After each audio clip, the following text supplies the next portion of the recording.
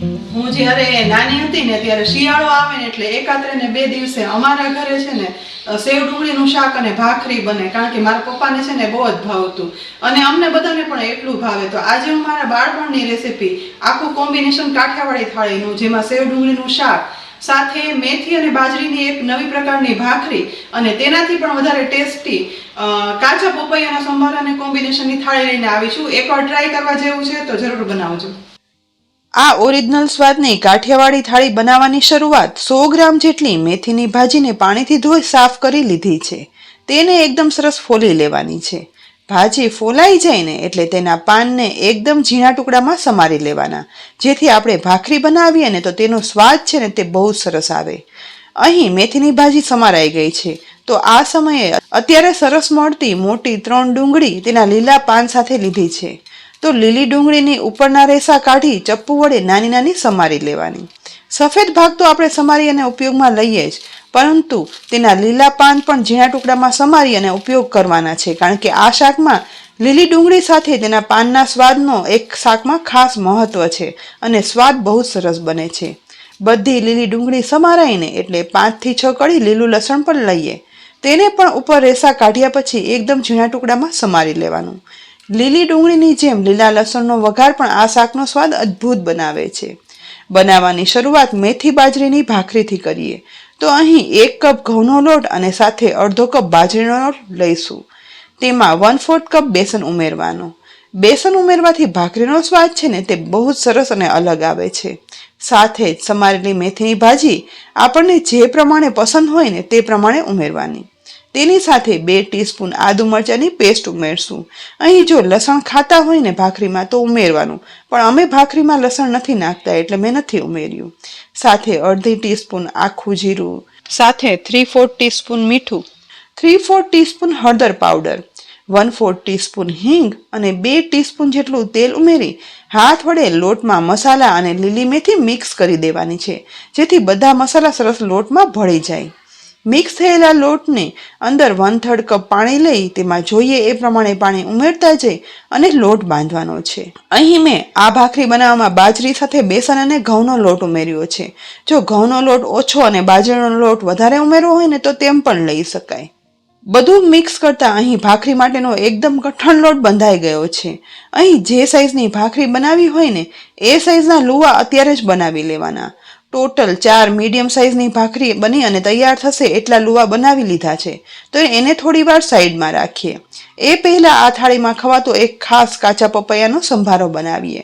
તેના માટે 500 ગ્રામ વજનનું કાચું પપૈયું છે ને, પરંતુ આટલું બધું પપૈયા સંભારામાં જોશે નહીં. તો જોઈએ એ પ્રમાણે મીડિયમથી નાની સાઇઝનો ટુકડો પપૈયામાંથી કટ કરી અને અલગ કરી લઈશું. અને પપૈયામાં રહેલા વચ્ચેના ભાગના કાળા બીજ છે ને તે પણ સમારી અલગ કરી લેવાના. વધારાના બીજ પણ ચપ્પુ વડે કાઢી લઈશું. ત્યાર પછી કાચા પપૈયાની છાલ ઉખાડી લેવાની છે. છાલ ઉખાડેલા પપૈયાને હવે આ રીતે નાની નાની ચિપ્સ કરી લઈએ, જેથી સંભારામાં આ ચિપ્સ ચડવામાં સમય ઓછો લાગે. કાચું પપૈયું સમારાઈ જાય ને એટલે તેમાં 1 લીલા મરચાંને આવા નાના નાના ટુકડા કરી અને ઉમેરવાના છે, જેથી આ પપૈયાના સંભારાનો સ્વાદ એકદમ તીખાસવાળો સરસ આવે. હવે સંભારો વઘારવાની શરૂઆત ગેસની લો ફ્લેમ પર રાખેલી પેનમાં 3 ટીસ્પૂન તેલ ગરમ કરવા માટે ઉમેરી દઈએ. ગરમ થતા તેલમાં અડધી ટીસ્પૂન રાઈ, અડધી ટીસ્પૂન જીરું, 1/8 ટીસ્પૂન હિંગ ઉમેરી સાથે કાચા પપૈયા અને મરચાંના ટુકડા છે ને તે મિક્સ કરેલું મિશ્રણ છે ને તે ઉમેરી દેવાનું. મસાલામાં 1/4 ટીસ્પૂન હળદર પાવડર, અડધી ટીસ્પૂન મીઠું ઉમેરી બધું મિક્સ કરતા જઈ કાચા પપૈયાને સાતળવાના, જેથી કાચા પપૈયાનો કડવો સ્વાદ હોય ને તે દૂર થતો જશે. તેના માટે ઢાંકણ ઢાંકી 3 થી 4 મિનિટ હવે પપૈયું ચડવા દેવાનું. સહેજ વાર પછી ઢાંકણ ખોલતા અહીં જુઓ ચિપ્સ બધી સતરાઈ અને થોડી એવી ટ્રાન્સપરન્ટ સોફ્ટ થઈ ગઈ છે. તો આ સમયે તેમાં 1 ટીસ્પૂન ખાંડ ઉમેરી મિક્સ કરી દેવાની છે. ખાંડ ઓગળવાની શરૂઆત થાય ને એટલે તુરંત જ તેમાં 1 ટીસ્પૂન બેસન આ રીતે ઉપરથી સ્પ્રેડ કરી દેવાનો અને પછી મિક્સ કરશું. મીઠા ખારા સંભારા ઉપર સહેજ બેસન સ્પ્રેડ કરવાથી એક અલગ જ સ્વાદનો બનતો તૈયાર થયેલો આ કાચો પપૈયાનો અને લીલા મરચાંનો બેસનવાળો સંભારો આ થાળીનો સ્વાદ છે ને તે બમણો કરી દેશે. સંભારો તૈયાર થઈ ગયો. હવે ભાખરીના લોટના લુવાને આ રીતે પાટલી પર લઈ લુવાની કિનારી 2 હાથ વડે બાંધી લેતા જઈ અને ભાખરી ફાટે નહીં ને તે રીતે વણતી જવાની.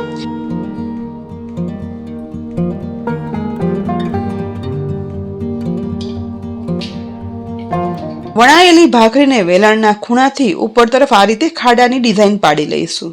બસ ભાખરી વણાઈ ગઈ છે ને તો ગેસની લો ફ્લેમ પર બીજી તરફ માટીનો તવો એટલે કે નોનસ્ટિક તાવડી પણ ગરમ કરવા રાખી દીધી છે. તો તેના પર ભાખરી શેકાવા ઉમેરી દઈએ. ભાખરી શેકાતા એક સાઈડ લગભગ 1 થી 1.5 મિનિટ જેવો સમય થાય ને એ પછી સાઈડ ચેન્જ કરી દેવાની અને ત્યાર પછી અડધી ટીસ્પૂન ઘી લઈ ભાખરીની આસપાસ અને થોડું ઉપર તરફ ફેલાવશું. નોર્મલી આપણે ઘરમાં ભાખરી બનાવતા હોઈએ ને તો તેને ઘીમાં નથી શેકતા, પરંતુ આ રીતે મસાલાવાળી મેથી બાજરીની ભાખરી બનાવવાની હોય ને તો સહેજ ઘી ઉમેરી અને શેકશો ને તો સ્વાદમાં છે ને તે બહુ સરસ લાગે છે. વાતો કરતા બે સાઈડ ચેન્જ કરતા જઈ અને ગેસની લો ફ્લેમ પર 4 થી 5 મિનિટમાં ભાખરી શેકાઈ એકદમ ક્રિસ્પી ગોલ્ડન બ્રાઉન કડક થઈ ગઈ છે. તો આ સુગંધીદાર ગોલ્ડન બ્રાઉન ભાખરીને ગેસ પર નીચે ઉતારી લેવાની છે. આ જ રીતે બીજી ભાખરી પણ શેકી અને તૈયાર કરી લેવાની. એ દરમિયાન સૌથી છેલ્લે જમવા ટાઈમે શાક વઘારવાનું.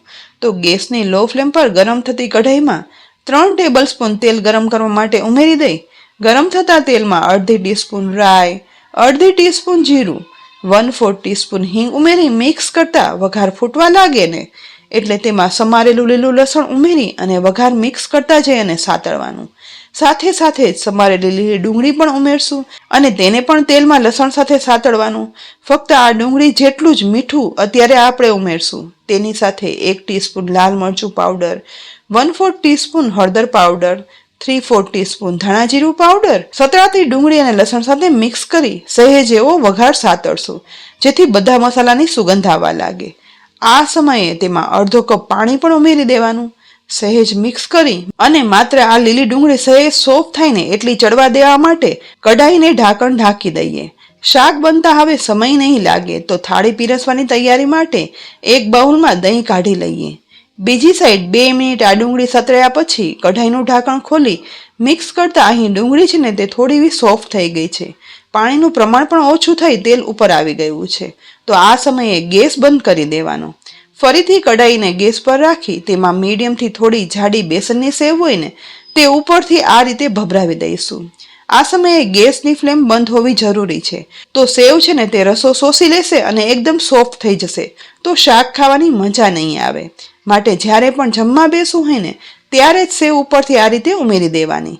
સહેજ એવી સેવ મિક્સ કર્યા પછી સેવ ડુંગળીનું એકદમ ટેસ્ટી ક્રિસ્પી શાક બની તૈયાર છે. થાળી પીરસવા માટે સૌથી પહેલા થાળીમાં ગરમા ગરમ સેવ ડુંગળીનું એકદમ લાલ ચટક કલર સાથે બનેલું ટેસ્ટી શાક પીરસીએ. અમે તો જ્યાં સુધી લીલી ડુંગળી મળતી હોય ને ત્યાં સુધી આ શાક બનાવી અને ખાઈ લઈએ છીએ, જે નોર્મલ ડુંગળીના સ્વાદ કરતાં એકદમ અલગ વધારે ટેસ્ટી બને છે. તેની સાથે જ પપૈયા અને લીલા મરચાંનો બનાવેલો બેસનવાળો સંભારો પણ પીરસીએ. થોડો અવનવો આ સંભારો થાળીમાં મજા આવશે. સાથે જ ઘીમાં શેકી બનાવેલી મેથી બાજરીની ભાખરી પણ પીરસી લેવાની.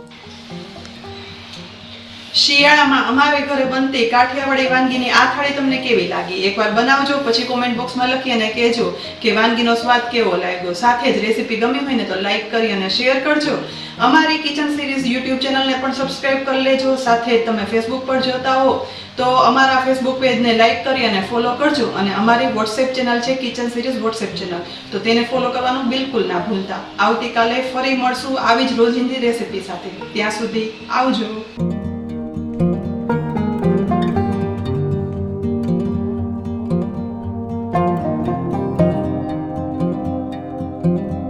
Thank you.